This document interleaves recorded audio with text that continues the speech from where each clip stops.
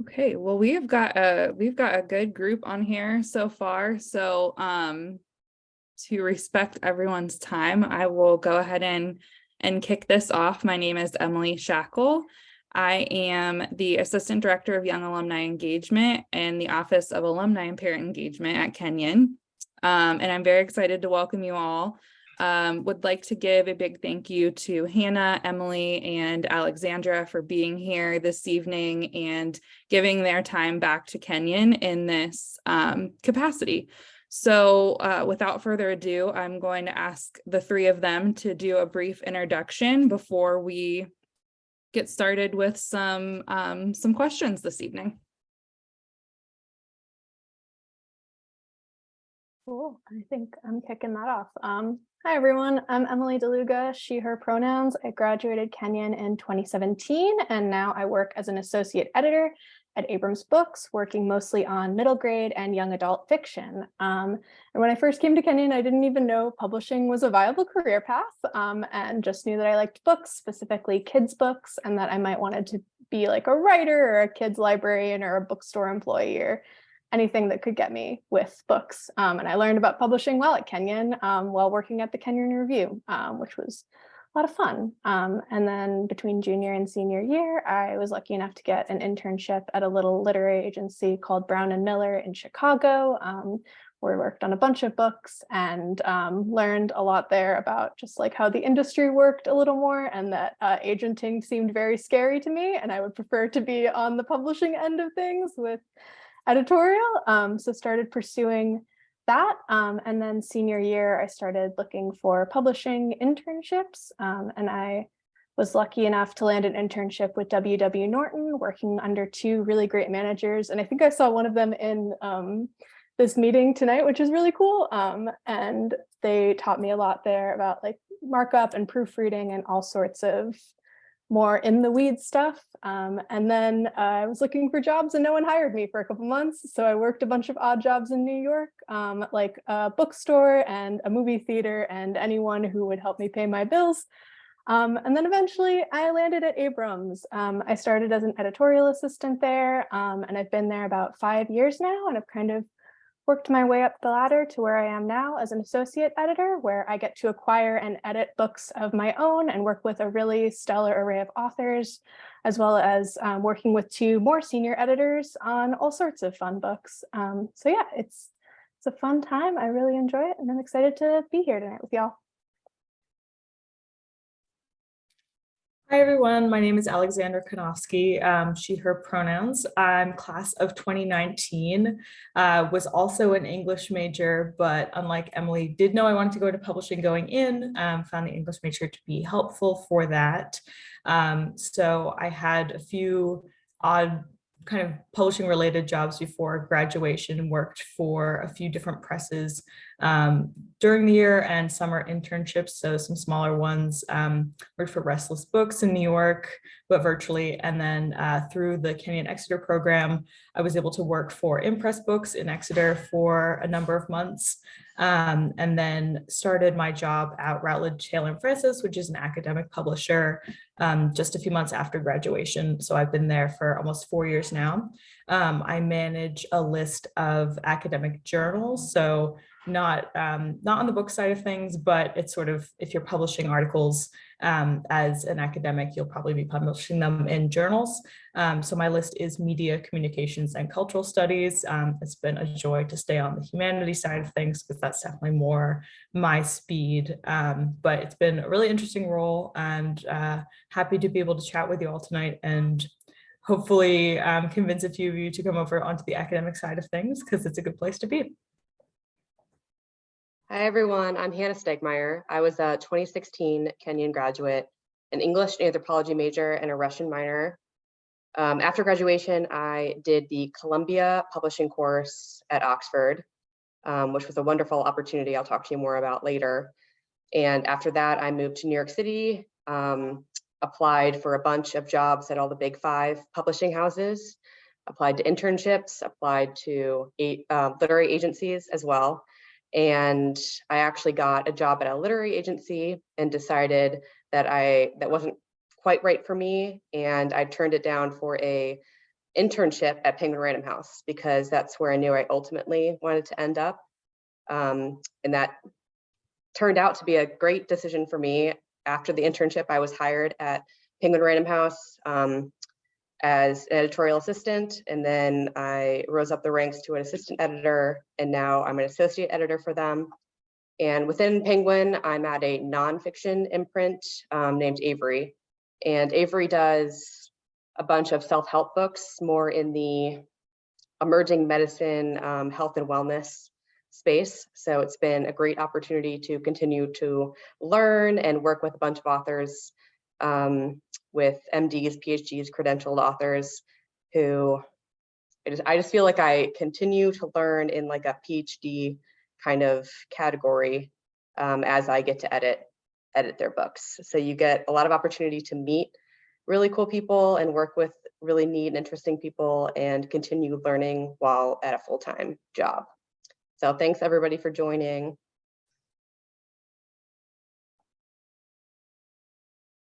Great, thank you three so much for the introductions.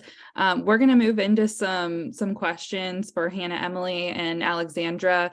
I'll be facilitating some questions, and then once we get through those, we will open it up for questions from all of you as well. So if you think of some questions while they're talking, please jot them down or remember them, and we'll definitely try to give an opportunity for folks to jump in towards the end. So whatever order you'd like to go in, I just hope that you could share or discuss the most important skill that you learned during your time at Kenyon that you've now been able to apply to your career in publishing.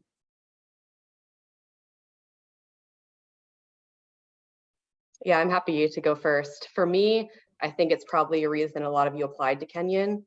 It's very unique in that it has such small class sizes, and you really have that environment for collaborative work on papers and assignments, and you have a really close relationship with your professors and teachers as well.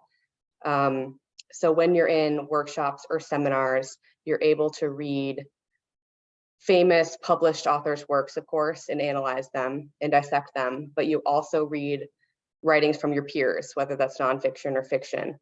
And that, you're able to see what your peers are writing about, what different writing styles are out there. You're able to critique each other, you're able to take criticism and rework the writing you've already done, which is a great opportunity, I think, in a really low stress atmosphere. And I think that's really allowed for great exposure to, what's worked in the industry, the great literature that's already out there, but also what's missing and what's still needed and the voices that haven't been heard yet. And alongside that, it's certainly a place where you can build your confidence as well. I think your peers are really there to support you and help you.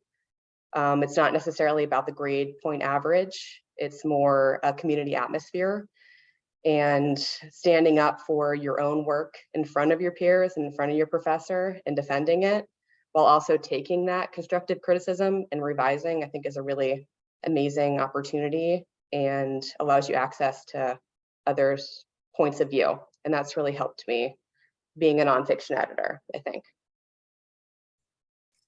Like in all of the applications I was doing, and when I was talking with a lot of Kenyon grads and a lot of people in publishing, one of the things that can't be understated is just going to Kenyon and really getting that writing experience, whatever subject you're studying, really being able to write well and communicate well and convey yourself through the written word is incredibly important. And that's going to help you kind of in any industry, but in publishing especially. But it also can help you in just a lot of different departments in publishing.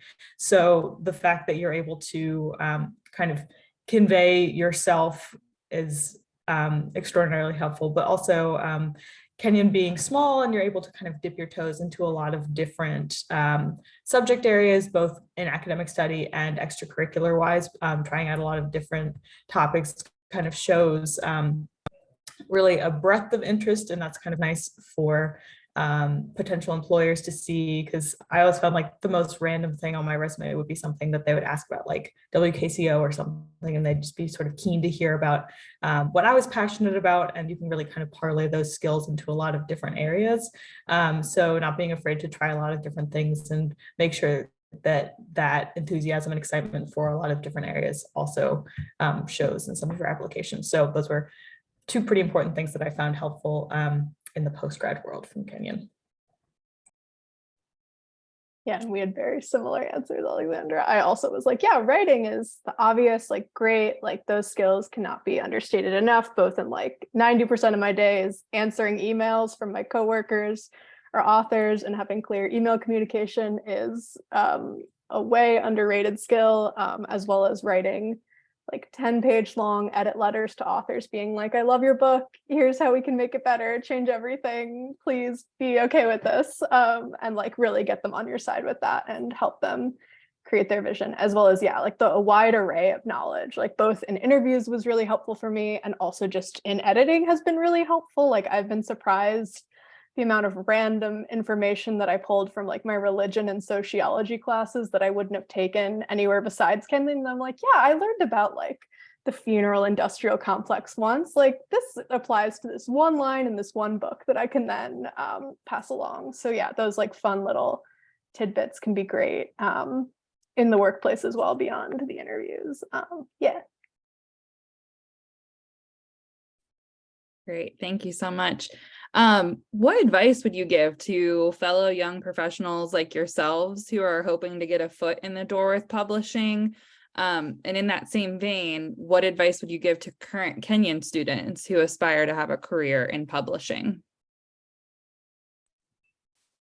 I feel like one of the first things I would think of is not kind of constraining yourself to the box idea that publishing is just editorial at a big publishing company based in New York City. Because I think originally that's what I was thinking. I was thinking, oh, like I want to do trade publishing, I guess I'll have to move to New York. But that's not necessarily what you need to think of. There's definitely a lot of other options.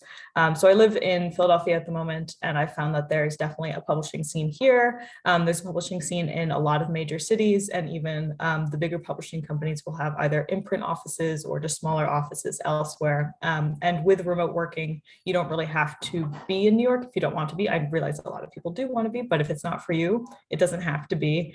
But also, if you're interested, but you're not landing any jobs or internships in editorial, not being afraid to kind of try another department to start off. It can be a really good way to show that you're interested in the industry as a whole, and you might learn something that you didn't realize you were interested in ahead of time, but it also can be a great stepping stone into getting a job elsewhere within the company that might be more your speed, and then kind of would help you with that job later because you know a little bit more about the company as a whole.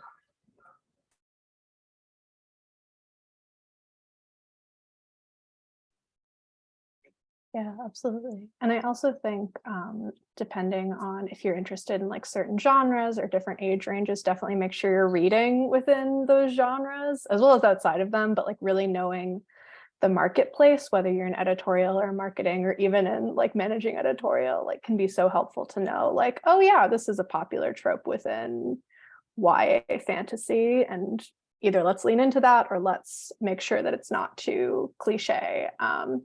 Kind of thing, as well as I know like in a lot of careers right now, they're discussing burnout. I think publishing has a very fun and high rate of burnout in general. So just being like very mindful of that. And I know like a lot of people at Kenyon are very high achieving and hardworking, which is super awesome, but also you don't need to like work yourself down to nothing to like get into this industry. And I've found easier to kind of like start with boundaries and have them be like porous on a case by case basis if needed, than have no boundaries whatsoever and be trying to building them up later down the line. I think, yeah, those are the two things I have. Yeah, this is definitely a great time in publishing, I think, because speaking for Penguin Random House, but I know a few other of the big five implemented this as well. We are work from home friendly. So you do not have to move to New York City. You can work you can be hired remotely, and you can work entirely remotely from wherever you are in the world. And that's a really amazing, one of the few amazing things that came out of 2020. But for me, it's been very nice because you're able to implement that work-life balance. So I'm currently in Manhattan, and I go into Penguin Random House headquarters twice a week, so Mondays and Tuesdays, and do a full work day there and have meetings with agents and authors and meet with my fellow colleagues, which is wonderful. And you get that, semblance of normalcy. But the latter half of the week, I'm able to, wake up, work out, wear whatever I want, attend meetings, and do really the hard editing work that needs to be somewhat uninterrupted, that I don't necessarily get done in the office. So that's something to keep in mind if you're hesitant about moving to New York, or that lifestyle isn't for you. And I understand that incredible cost constraints as well. So I wouldn't consider that a barrier whatsoever, which is great to hear. And then I would say I have two kind of recommendations. I'll go back to the Columbia publishing course thing. I really think it's what gave me the opportunity to kind of dip my toes into the waters of publishing. It's an intensive course. There's one in New York City in the summers in June to July. And then the one I did was in Oxford in the UK, if you want to go abroad, which is in the fall and September. And you get to meet a lot of professionals that are already working in this environment. You get classes on editing. You get samples. You kind of like, you stay up for hours working on manuscripts. You work as a team. You work collaboratively, and together you publish a book or short stories or whatever you're working on at the time, and present it. You have a marketing publicity platform, all of that. So that gives you the opportunity to see if this is something you want to do before you really jump into the job world. And for me, it kind of sealed the deal that this was what I wanted to do. But I will say that I was more interested initially in the marketing publicity side, and now I work in editorial. So you're able to dabble in all those different aspects of publishing and see what fits for you before making that, real commitment and jump.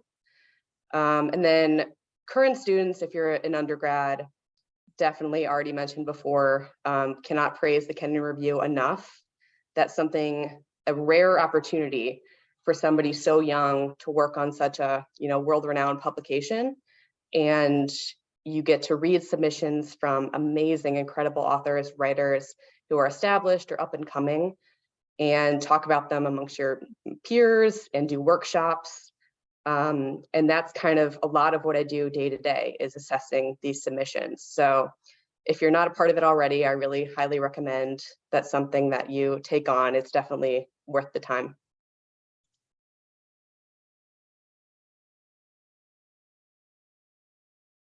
That's some great advice. Thank you. Hannah mentioned, obviously Hannah working for Penguin Random House, and mentioned the top 5, like the bigger publishers. And so a question that came in through the registration is, how do you consider publishing employers or companies outside of those top 5? Yeah, I can start by saying what the top 5 are, because I know it can be kind of confusing. So the top 5 are Hachette, HarperCollins, Macmillan, Simon & Schuster, and Penguin Random House. They all have headquarters in New York City, but they have branches in the UK, abroad, everywhere you can think of, India, China. And they're the biggest trade publishers in the industry. But that said, of course, there are many smaller presses that have, amazing lists of books and authors. And, just to name one, Scholastic, I'm sure everybody knows Scholastic, who published Harry Potter. They're an amazing, amazing publisher. So it's important to keep in mind that it's really the kind of books you want to work on and what atmosphere you're looking for. With the big 5, I'll say the things I like are, you're able to have the resources of an established company. That job security and stability is really nice, and benefits are nice. And with the big 5, it's important to keep in mind that all the big 5 have imprints, and imprints are kind of like the team you work within. So there's like an adult romance imprint. There's a young adult sci-fi imprint. I work for a nonfiction health and wellness imprint. So everything you can think of, you'd be a part of that specific team and working on books in those specific genres and categories. And that kind of gives you a more, a feeling of like inclusivity within a group, while also having the resources and backing of a much larger company. So that's why I like where I am. But that said, and good segue, it's really important to keep in mind that there are amazing academic publishers too, like Pearson, McGraw-Hill, I'm sure you remember from the SAT and the AP test prep days, that may be better for your interests, especially if you're more on the copy editing side or the fact checking side, or just more on the science-based learning side. I think that's a great option to look at and to not forget about. Yeah, I would echo the last bit of Hannah's, because as I said, I work in academic publishing. So there are several different types of publishing, trade, which Emily and Hannah both work in. Academic, there's like professional publishing.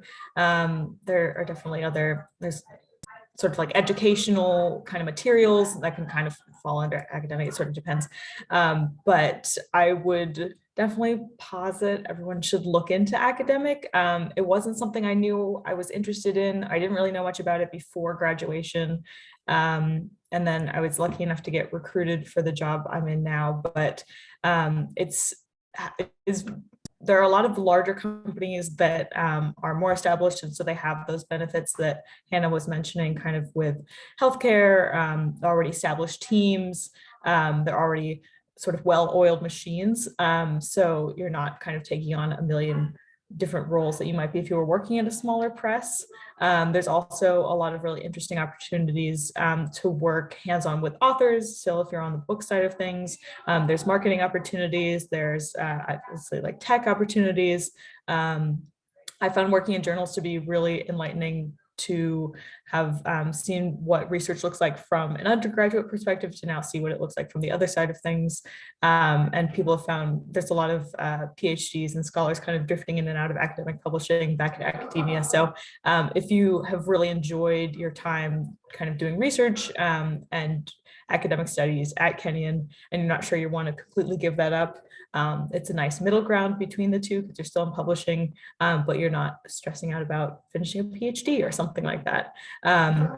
So would definitely encourage you all to consider that, because it's not necessarily the first thing that comes to mind, but I found it to be a really enjoyable place to be.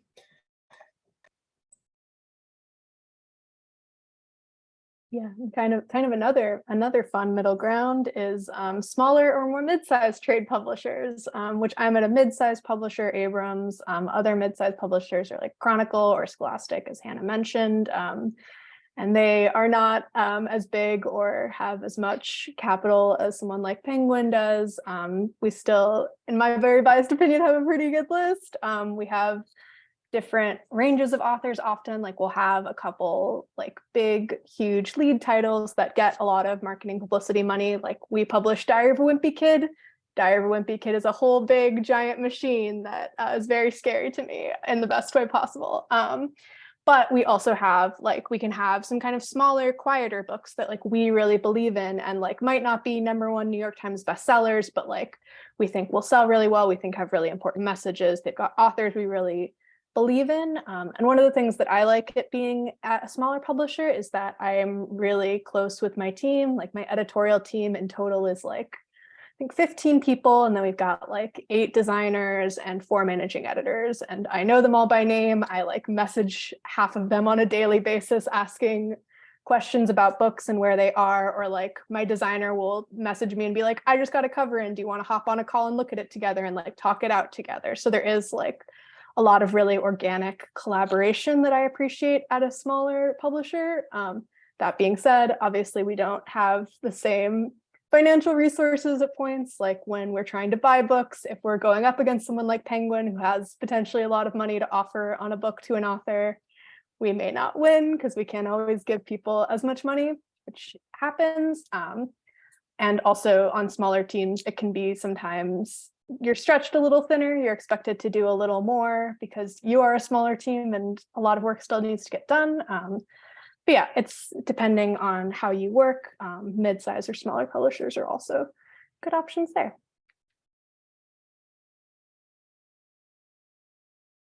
Thank you. That was very insightful, and I am learning a lot so far. So thank you. Would you each maybe talk a little bit about what a typical day in the life looks like for you in your publishing career specifically? I know in most careers, not every day is going to look identical to the last, but if you could touch a little bit on that. Yeah, I'll say it might surprise you and that it might not be what you're expecting. It's not what I necessarily expected when I got into it. It's not just reading and editing the entire day, far from it. So I'm a nonfiction editor in the self-help space. And now that I'm an associate editor, I acquire books on my own. And I also support our VP publisher of my imprint, Avery, which is amazing and allows me to be involved in all aspects of the business, from editorial to marketing, publicity to, financial. So on a day-to-day basis, I read proposals that are submitted by literary agents. I edit manuscripts I currently have under contract, and typically that goes anywhere from 3 to 6 rounds of back and forth with the editor, depending on the condition the book's in. I also, one of my favorite parts of the job is editors are really involved in determining the cover designs. So we have designers who read the manuscripts and kind of put their creative spin on what they think an appropriate cover would be for that book. And then they can present us with anything from, 4 options to I've seen upwards of 86 iterations of back and forth, because that's something, it's the first thing the consumer sees, and you really want it to convey the message of what's inside the book. So it's a really important component. So we work very collaboratively between the author, the agent, and our design team to really get a cover that's going to be perfect for the book, and that, can take months. So just to give you a sense of things, once we sign a book, so we go to auction, we buy the book, we have it under contract. We typically have we give the author a year to write the book in the nonfiction space. So in nonfiction, the submission is a proposal.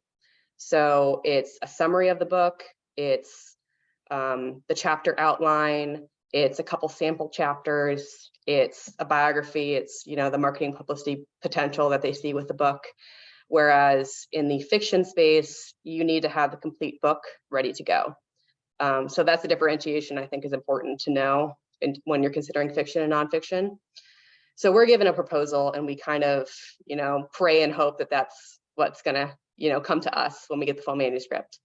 And then when we have the manuscript edited, and ready to go and submitted to production, it takes a year for that book to be in your hands at Barnes & Noble. So it's really at least a 2-year process. It can be shorter, of course, and it can be longer, depending upon the whole situation with editing and printing and all of that. So I run numbers for the auctions. So you have to come up with a feasible advance of what you're willing to commit for a book and what's feasible for that book. So you look at comparable titles in that category. So if it's a running book, you'll look at all the recent running books, what those advances were based on the sell rate, those kind of things. So there is a bit of, oddly enough, there's a lot of math and a lot of financial calculations and things that come into play as an editor.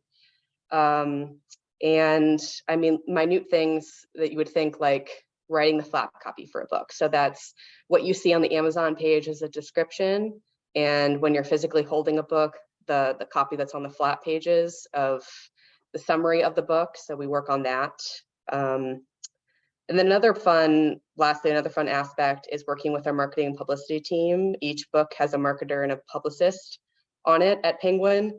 And together with the editor, you set up a plan for the most appropriate marketing and publicity outreach you're going to do for the book. So whether that's Good Morning America, the Today Show, whether you're going to pitch a certain podcast or a book review or something, that all comes into play months before the book is published, so that it's out there and ready to go come publication date. So there's a lot going on, and it's a lot of fun, and it's not just sitting in a chair and reading all day. I assure you that.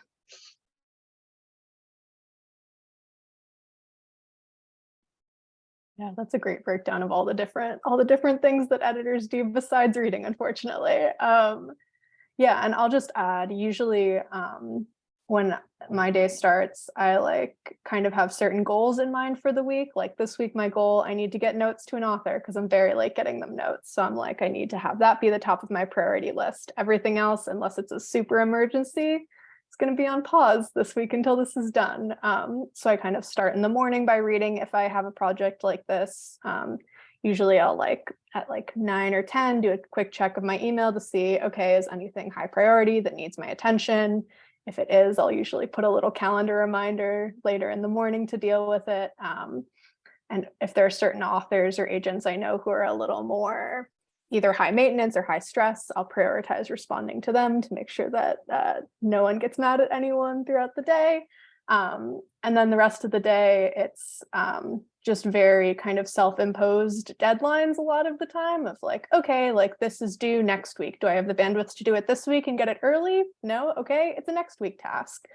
Or do I have a meeting this week? Like we have a weekly production meeting where we essentially go through all the books and where they're at and if they're late or not. And if they're late, we game plan on how to deal with that and kind of figure that out to avoid problems coming up later down the line. And usually we're working pretty actively, at least my team is, on like 3 different seasons of books at various stages in the production process, either me editing it when it's still a Word document with me and the author, or once we turn it into copy editing, then it becomes pass pages, which are like the pages that you see in the actual book once it's printed that are PDFs that more members of my team are looking at and making sure there aren't mistakes in. Or we also have proofs, which are once the book has been sent to the printer, they sent us another PDF, or if it's like a picture book, physical printouts to make sure the book looks good. So usually we're kind of juggling 3 different areas, and those all have different due dates. So I'll make sure if any of those due dates are today, they will get off my desk today. So yeah, long story short, it's kind of a lot of self-imposed deadlines, very too many to-do lists that have scared my friends who have seen them, and a lot of very gentle poking from very sweet managing editors who are scheduling wizards who make sure nothing gets too late, and a lot of emails. So yeah, it's a fun time. My role is a little bit different than these guys. I guess the current title is Journal Portfolio Manager. We used to be called Managing Editor, so it's a little bit more in the managing editorial side of things. So I have a list of like, kind of varies because people are in and out, but like maybe about 30 journals that I manage on all the time. And so managing editorial kind of comprises being the catch-all for any question. So for me, in academic, that's managing the production team, the marketing team, managing finances, kind of ensuring the health of the journal. So if there's like peer review questions, ethics questions, a lot of that. So I'm meeting on a regular basis with my academic editors who are professors or academics working at universities. So them being editors is kind of a side part of their job. They usually hold that role for a couple of years or forever if they kind of don't want to give it up. But their primary job will be being a professor, a researcher. And so we work together. They're the ones who are hands-on with the content and the submissions, and I work with them to make sure that the journal is successful overall. So that can be a lot of different things, whether it's looking if we want to expand a journal, or we're looking to launch a new journal or acquire a new journal, kind of looking at the financial health of that, or like renewing a contract or something like that. So I didn't definitely a lot of different hats that I have to put on a daily basis, but a lot of it boils down to sending so many emails every day, meeting with a lot of different team members and kind of balancing different tasks. But it's there's also some exciting initiatives that we're working on. So like different sorts of like particular initiatives around like open science or open data, open access, stuff like that, kind of seeing how those specific initiatives apply to my journals and like helping put them in place on the journal at hand. So a lot of different things on a daily basis. You kind of never know what will show up, but from a day-to-day wise, kind of morning meetings and then emails and like general work for the rest of the day. So switching gears a little bit, how have you utilized networking specifically with other Kenyon alumni, either while you were pursuing your career in publishing or now as current professionals? And what steps did you take to make those connections?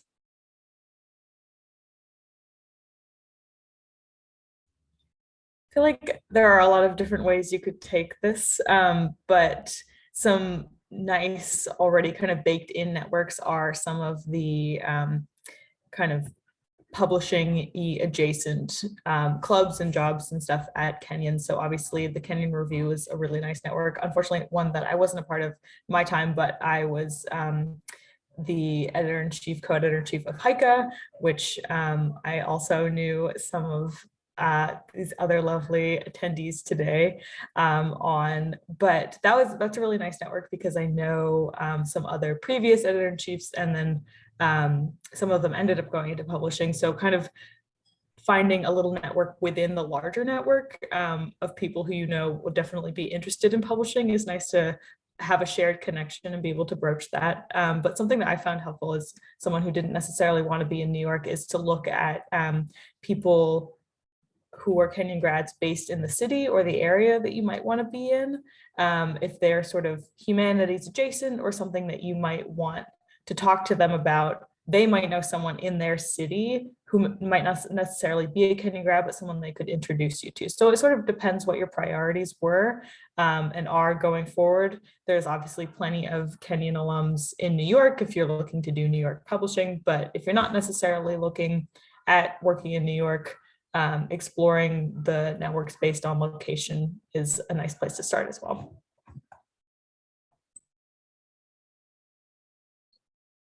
Yeah, I also think when I was a student, I reached out to a bunch of random alumni who were very kind and generous with their time and answered every stupid question that I had. So I think it doesn't hurt to reach out to folks on LinkedIn or through the Kenyon Career Network and like just kind of ask like, hey, do you have time to do a quick informational interview? Like make sure you're prepared for the like call and like ask a bunch of questions that you have, big or small.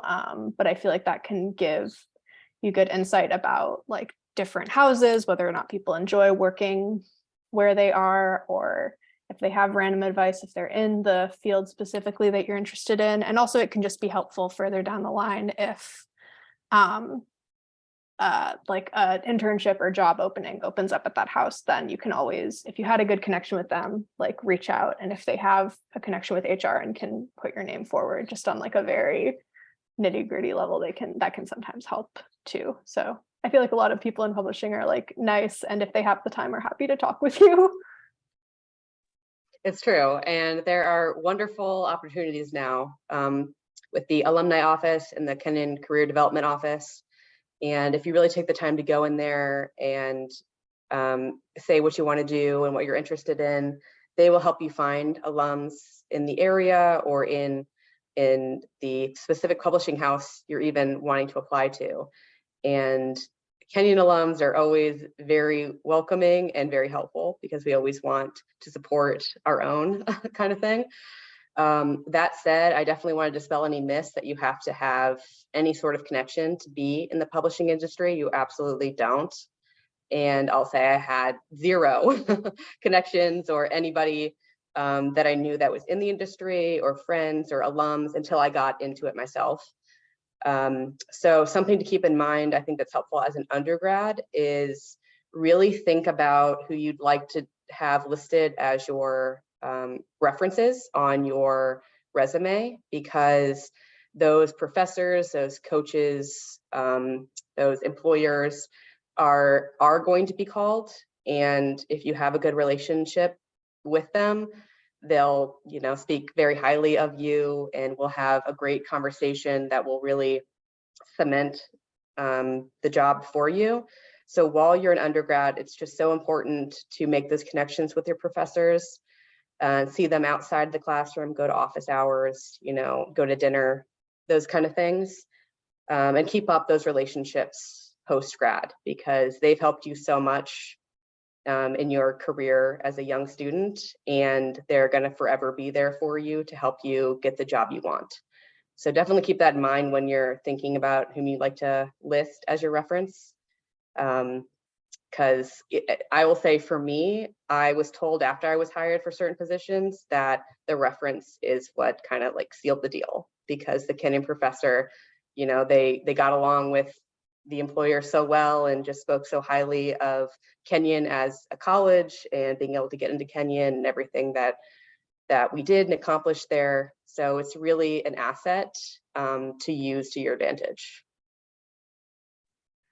Also, one more thing I forgot to mention earlier. I'm not sure if the CDO still does this, but I do remember them helping set up a job shadow opportunity. So that's definitely something that I would recommend, even if they don't formally offer that, reaching out to alums and seeing if you might be able to virtually or in person shadow them for a day or two, because that's a really great way to not even have to necessarily apply for anything, but kind of see what a day in the life of a certain role looks like. And if you can orchestrate that kind of over a spring break, or someone who's based in your area, or even like they might be kind enough to let you sit in on some virtual meetings depending on what they're working on. I thought that was really useful. And I remember Kenyon helping assist with that as an undergrad. So if that, oh, you do still offer it, how wonderful. So I take advantage of that. I thought that was really helpful. Thank you, Alexandra. Yes, we have a couple of our wonderful CDO colleagues who joined tonight, and so Karen did pop that into the chat that's something that they still help with and help arrange. We had a question come in through chat, and someone is wondering if you could describe what it's like to work through the editorial process with an author.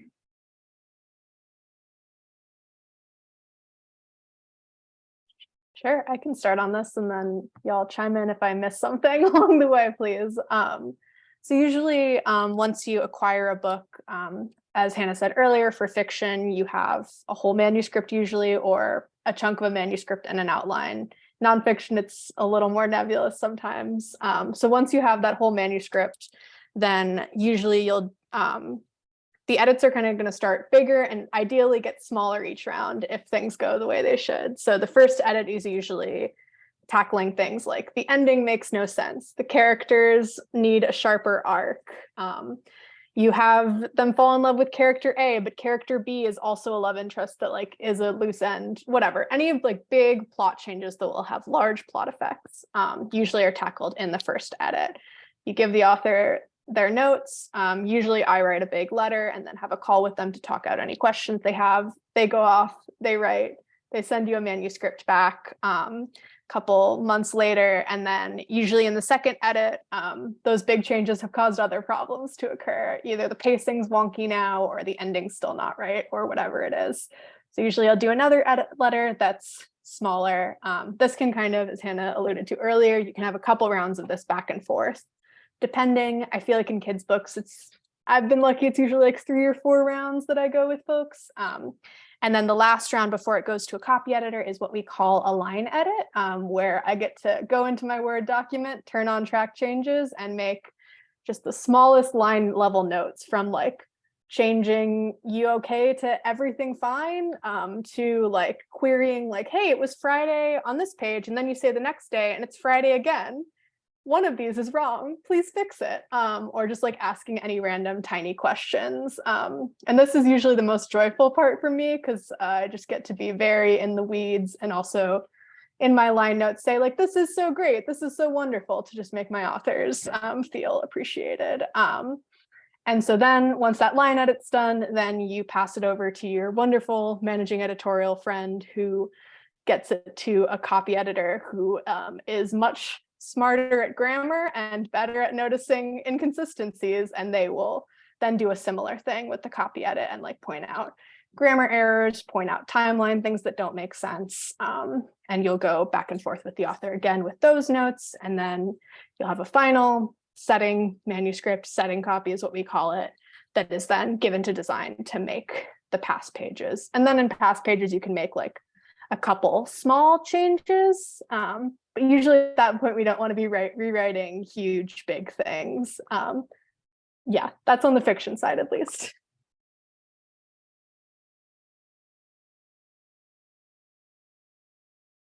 Hannah or Alexandra, do you have anything that you would like to add? Otherwise, we can move. If not, we can move to other questions. Totally up to you. I have to say I don't work too often with authors directly unless something terrible has happened. So I'm gonna, if Hannah has anything to say, please feel free to chime in. But I'm mostly working with the editors in my role. Yeah, no, that was a great summary, Emily. And of course, there are little differences in nonfiction, as you mentioned, where we work, at least I work with a number of, like scientific studies, a lot of factual information, things that need to be cited, fact-checked, all of those kind of things.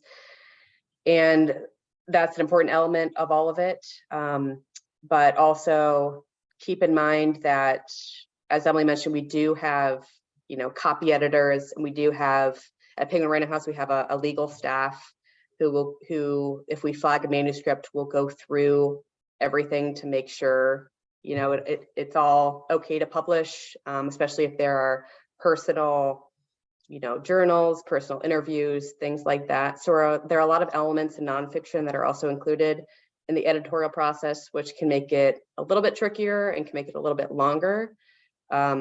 But ultimately, there is a person in place to handle all of those elements. So the editor's job is really the content itself from the get-go. And as opposed to, say, little like homophone things or little typos, things like that, those are really taken care of at the copy editing stage. And the editor is more of the big picture, the narrative arc. Does this make sense to the general population? Lingo kind of thing. Awesome. There's another question from the chat. Anna is asking, do you believe New York City is still the center for publishing, or is remote work possible for entry job opportunities? I think, Hannah, you touched a little bit about hybrid opportunities earlier. Do any of you have more to add on that?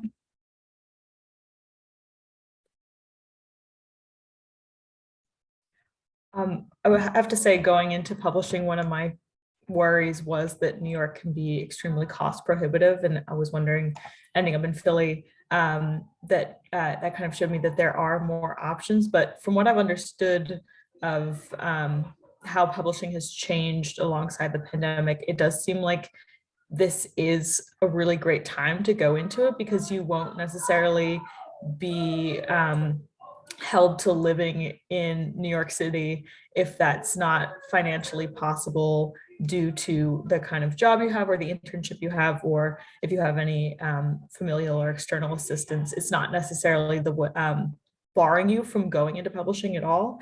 And so being able to have the opportunity to start entry level or to start internship wise, being remote or maybe commuting in once a week, really does offer a lot more opportunities to a wider variety of people, and you're not necessarily stuck having to move to New York if that's not something that's feasible. So I haven't seen any kind of drawbacks or hesitations from at least the organizations I work with of people starting remote or continuing to be remote. And a lot of companies have pretty flexible policies that I've seen. So I think it varies company to company, but it's definitely a nice opportunity to get into publishing without necessarily having to be in New York. I know some of the bigger trade houses are kind of shifting those lines at present about what remote and hybrid look like and what is possible. But I think definitely still think there are plenty of opportunities that you don't have to be in New York for. Yeah, I definitely agree. Like our intern is remote right now, and one of our assistants is also fully remote. She had started in New York, but moved away during the pandemic. So I think a lot of, especially for entry level positions, as long as your supervisor is cool with it, a lot of folks are fine with you being fully remote. I know there's some like older school editors who like want an assistant in the office that they can like go to and talk whenever they need. So it varies house to house and editor to editor a little bit, but I do think slowly but surely they're getting a little more better about entry level remote positions, which is good. Yeah, it's nice to know it's entirely up to you, and that's not like a barrier to entry in the publishing industry anymore. Just a fun fact, when I started, maybe this is true for you, Emily and Alexandra too. When I started, I had to have a New York address to apply to the publishing houses. And that's why I said in the beginning that I actually moved here before I even got a job. And that has completely changed. So that's a wonderful change in the industry for sure. But also I live in Manhattan right now. I walk to the office, Penguin Random House headquarters in Midtown. All the big five have offices here. And if you want that office life in New York City and you're willing to sacrifice, living, things like that, I think it's definitely worth it. And it's an amazing opportunity in your 20s, early 30s to experience, and always know that you can move away because it's work from home friendly. So if you want to try it out, it might be a great opportunity for you to see if you like it and like the environment in the city and like going into the office. And if you don't, that's okay. Move wherever you want. So it's a great opportunity in publishing for sure. Are there any other questions from any audience members this evening? Any questions on what Hannah, Emily, and Alexandra have already talked about this evening? Okay, well, I'll pull maybe a couple additional. What is the best part of your work? For me, it's really cool to see a book from the stages of just getting a proposal from an author to holding the physical book in your hands, to seeing it on a Today Show segment, to seeing it in the New York Times Book Review in a newspaper, hearing the author talk about the book on a podcast you're already listening to for fun. It's just so cool to see that full circle come about, and to know what went into all of that and what the author went through to make that book what it is. It's really affirming and really amazing to experience. And then additionally, working in nonfiction, like I said, I continuously learn so much with the emerging medicine, health and wellness space, new studies that are out there, what's new in the medical sphere, what the next scientific discovery is going to be. It's really fun to be on the side of that where it's not even out in the public yet, and then once it is, you're like so excited to see everybody learning about it and talking about it, and it's just a wonderful industry to be in. Definitely one of my favorite things is just being around so many interesting people and interesting research all the time. We're kind of getting back to going to conferences, and a surefire way to get an academic talking is to ask them about their research. So I've just learned so many different things and sort of tidbits related or not related to my industry or my subject area that I wouldn't have known about ahead of time, and being able to kind of feel ingrained in the academic world, but also not necessarily be pursuing a degree or a higher education degree has been really valuable to me. So also I find that very enjoyable. And kind of as Hannah was saying, being able to help nurture a journal into success, kind of creating a growth plan for them if you find something that you and the editor are particularly excited about working on together, or a distinctive way that you think you can help them improve, kind of working through that together and seeing that tangible improvement over time is definitely very rewarding. Yeah, absolutely. I think it's one of the coolest things to like send an author ideas and then for them to come back with like a better version of their work, and for them to just be like really excited about how their work has grown because of your help is like one of the coolest things in the world. And also just like the authors themselves are like the sweetest people. Like I'm working on this one like really funky little graphic novel with someone, and we had to call the author and I for like an hour just like getting into the lore of Frankenstein and getting to like fangirl about it, which is just like nothing that I would have thought I'd get to do as like a professional adult making money. And it's just a total delight. Thank you. What are some barriers to entry, if you feel like there are any? There sure are. I do think like publishing is notoriously like an industry that doesn't pay very well. So that can be very hard, especially if you're in a position that forces you to be in New York. Financially, like I lived in a very tiny little apartment for many years, and you can still see my whole life behind me now in my tiny little apartment. So that's definitely not ideal.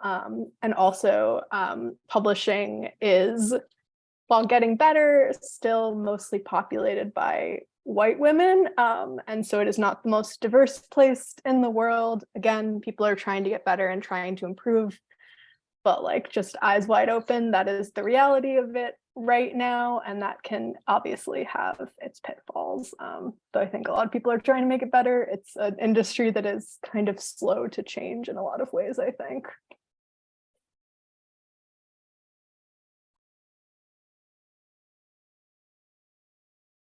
I'll also say it can be somewhat difficult to break into, and that's why I'm happy I started as an intern. I think that's kind of how I got to where I am today, which may not be something that everyone can do. But there are a few positions, especially in the editorial realm, and a lot of people say it's because it's something that you don't want to quit. You can work as long as you want, and really a position's only filled when somebody leaves, and that is the case for the most part. So there are fewer positions than you would think that are open, just speaking for the editorial side. And I'll say that when I was trying to get into the industry, I probably, 45 plus applications across publishing houses, didn't hear back from a single one of them.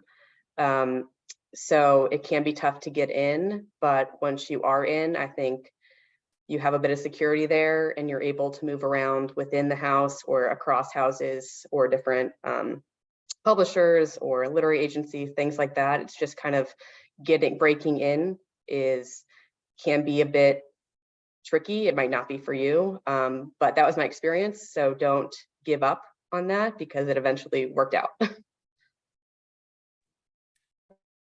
Echo both the previous answers. Definitely notoriously underpaid industry, but I wouldn't say that's for all positions, and it's definitely not, if you can be remote, it's definitely not as prohibitive as it once was. But if you take a look at publishing news, there's definitely a swath of new publishing based unions, like bigger houses and other presses are unionizing. So hopefully positive change in the industry, if slow moving.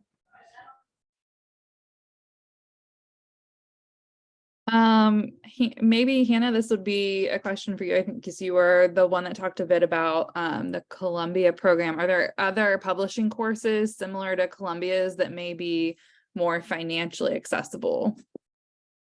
Yes, when I applied in 2016, I know there were two others. I think NYU does a program, and there was one maybe on the West Coast.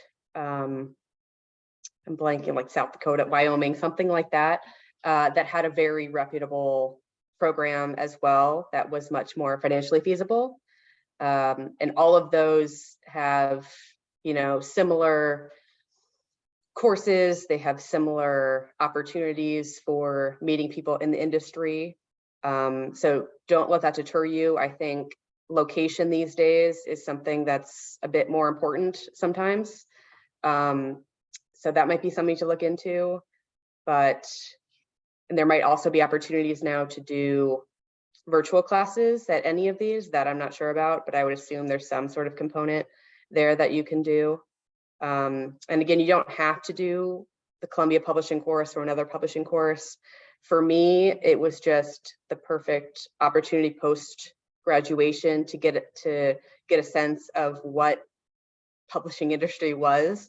And, if I wanted to work in subrights, if I wanted to be a publicist, a marketer, if I wanted to run the imprint, if I wanted to just edit books, and that was going to be my thing. So it kind of lets you delve into each one of those aspects and see what's the best fit for you, and you might change your mind once you're able to experience those things. And then you have, an abundance of colleagues who are with you that you're able to keep up with after. And there are connections, like a week of connections you make where you get to go to happy hours and cocktails and parties to meet people in the industry who are looking to hire.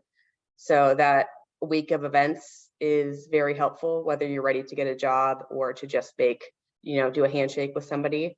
It's nice to have that opportunity with the course. So it's not necessary, but for me, if you're able to do it, I would highly recommend it.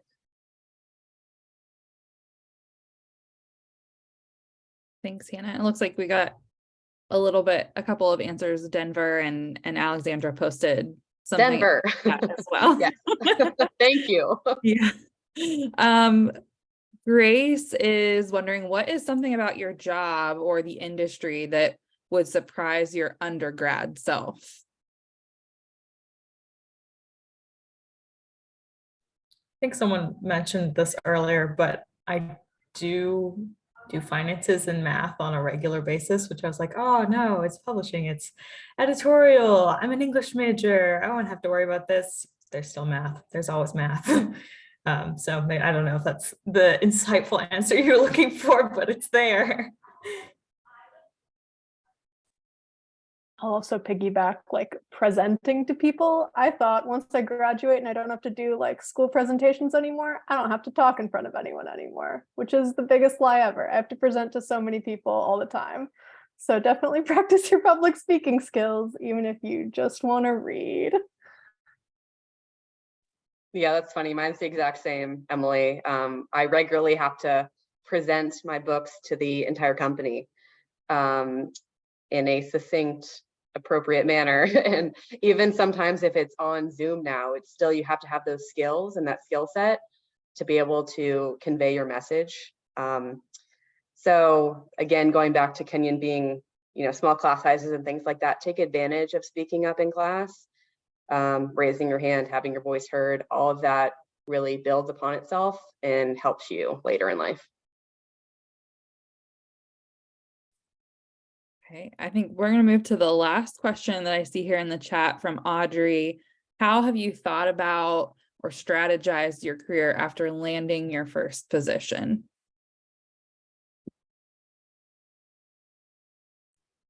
I feel like the tried and true saying of it's always easier to find a new job when you have a job. I have found that to be reasonably true, or at least for my colleagues who have moved around a little bit more. But once you're in the industry, definitely you learn a lot about what other presses or other houses are like from your colleagues who may have worked there and kind of now work with you. So it can give you kind of a good sense of who's maybe a little more who's faster paced, or like who does not have good benefits, or who's restructuring at the moment, and maybe they're creating a new team that you might be interested in. So definitely there's a lot of kind of industry gossip on the inside that can be helpful to learn about.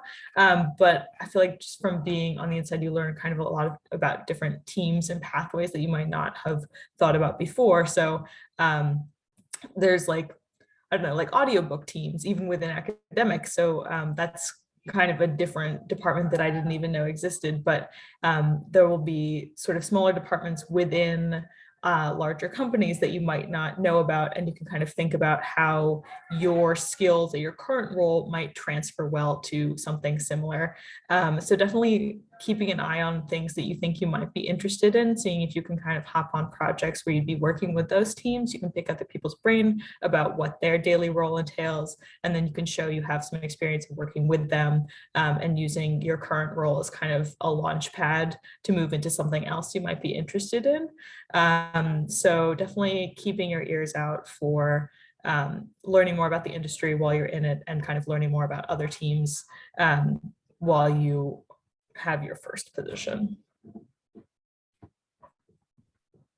Yeah, absolutely. I think the like keeping your ears out for things you're excited about and like trying to jump on projects is really great advice, and I found really helpful. And I also would just add, I think like not being afraid, like someone who's like 1 or 2 levels above you, like talking to them very, if you trust them and if you're like friendly with them, like asking them what they did, like asking them what advice they have. Like I joke, there's like an editor 2 positions above me, and she's like my editor mom. I ask her every like job question that I have that I don't want to ask my boss. And like I now, as like a more mid-level person, have like an editorial assistant that like reports to me as the mother figure or whatever, who I do the same thing to them. So that like community, I think, can be really important, both for like career moves and also just like having camaraderie, and like mid and lower level employees being able to support each other in that way can be really helpful, I think.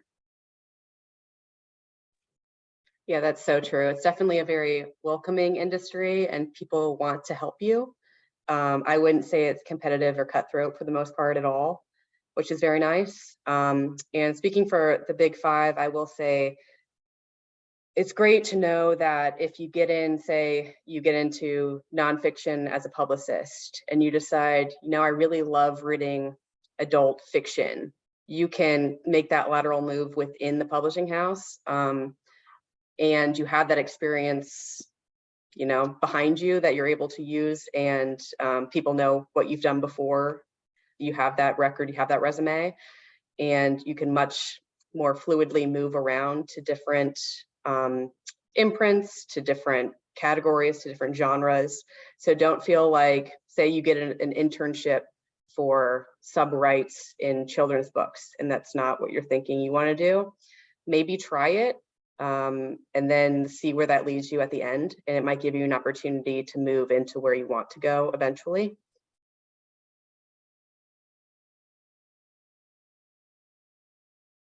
Wonderful. Thank you, Hannah, Emily, and Alexandra, for some wonderful feedback and advice, and just a bit of a look into your lives in your publishing careers.